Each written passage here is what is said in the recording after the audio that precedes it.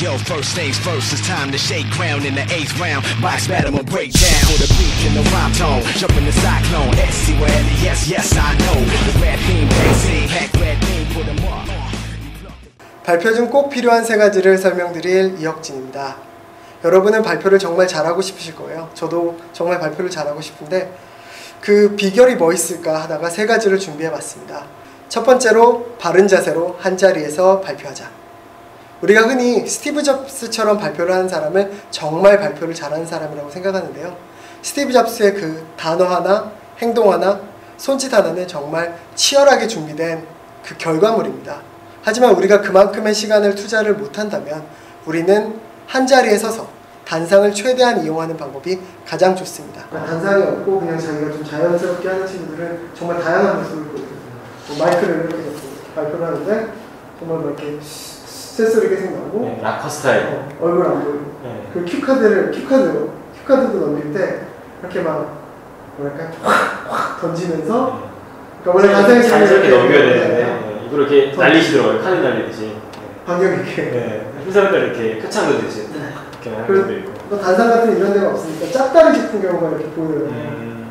또 여자분들이 그러면 정말 보기가 안 좋아요. 뭐 아시겠지만 그렇고 또 이상한 행동 하시는 분들 있어요.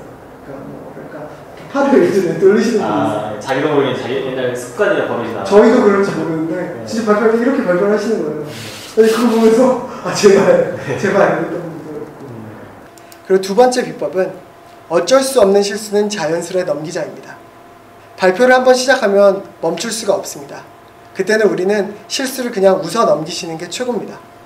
제 친구 같은 경우는 발표할 때 실수로 아이씨 뭐 이런 말도 하기도 하고 아니면 중요한 부분을 놓치고 가서 다시 할게요 이렇게 말하는 친구도 있었는데요.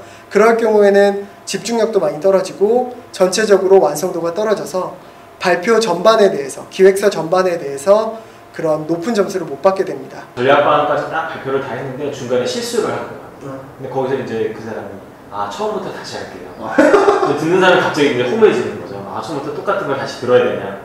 그럴 경우에는 그 아쉬운 부분은 뒤에 Q&A로 넘기시고 그런 실수한 부분은 웃어서 넘기면서 자연스럽게 다음 파트로 이어가시는 게 가장 좋습니다.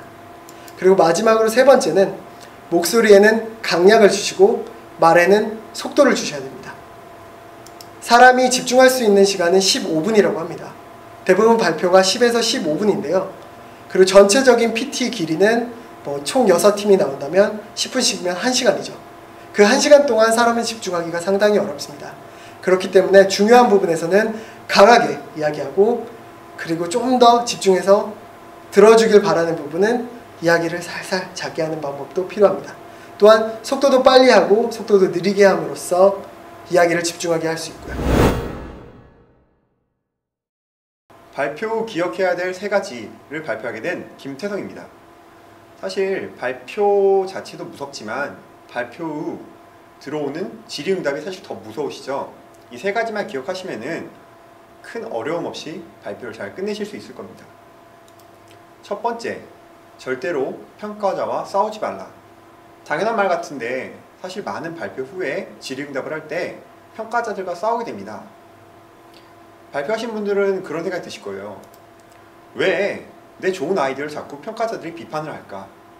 사실 이거는 조금만 생각을 바꿔보면 굉장히 쉬운 질문입니다. 아무리 좋은 아이디어여도 평가자의 입장에서는 반드시 약점이나 단점들을 그렇게 질문을 해야 되는 거죠. 이것을 잠시 잊고 아니 내 좋은 아이디어를 자꾸 공격을 하네? 라고 받아들이게 되면은 쓸데없이 평가자와 싸우게 됩니다. 만약에 자신이 생각하지 못한 약점을 평가자들이 지적을 한다면 그런 아이디어 부분은 그냥 변명하지 않고 자신이 그 부분은 미처 생각하지 못했습니다 라고 말씀하시는 게 훨씬 더 깔끔합니다. 근데 그 인정하고 넘어가면 감점되지 않을까라는 두려움이 있어요. 그렇죠. 네, 그 되게 그것 때문에 인정을 안 하죠. 인정을 안 하는 경우가 많아요. 싸우려 저도 몇 번 싸웠었고 몇 번 아니고 한 번 싸웠었는데 결국 내가 생각하지 못한 부분은 그냥 인정하고 넘어가는 게 좋은 것 같아요. 뭐 추가적으로 그 부분은 미처 저희가 생각하지 못했습니다 뭐 이렇게 하는 것도 그렇게 큰 감점은 아니에요. 오히려 누가 봐도 저거 생각 못한 것 같은데 자꾸 이렇게 변명 늘어놓는 게 평가자도 그렇고 뭐 다른 청중들도 그렇고 이제 그만하지 라는 생각도 들 수 있으니까요. 그러면 마냥 공격 들어온 것들을 다 인정해야 될까요? 아, 그것도 제가 생각 못했네요. 아, 이것도 생각 못했네요. 라고 하면 사실 오히려 더 매력이 없어지죠. 인정할 것은 인정해야 되겠지만 뭔가 그 부분은 적절히 반박할 말이 있으면은 그것을 논리적으로 평가자에게 설득시킨 것이 훨씬 더 매력적입니다. 보통 기획서를 발표하게 되면 자주 이런 질문을 듣습니다.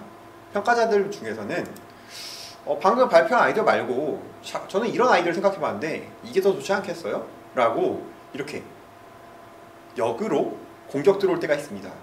이럴 때는 오히려 당황하지 않고 왜 자신의 기획서가 이런 방식으로 나올 수밖에 없었는지, 그리고 그런 아이디어는 처음 들었을 땐 좋아 보이지만 오히려 꼼꼼히 따져보면 더 안 좋은 경우도 있거든요. 그런 부분을 미리 다 고민한 이후에 저의 기획서가 나온 거기 때문에 그런 지점을 논리적으로 그분에게 설득시켜야 됩니다. 이 지점을 잘 하기 위해서는 즉 예상 질문들을 미리 다 인지하고 있어야 된다는 의미입니다. 이렇게 공격이 들어올 수 있고 저렇게 공격이 들어올 수 있는데 그런 것들을 미리 발표자가 다 기억하고 준비하고 하고 있다면은 어떠한 상황에서든 논리적으로 평가자들의 그런 공격들을 설득해낼 수 있습니다. 마지막 세 번째, 평가자에게 깊은 인상을 남겨야 됩니다.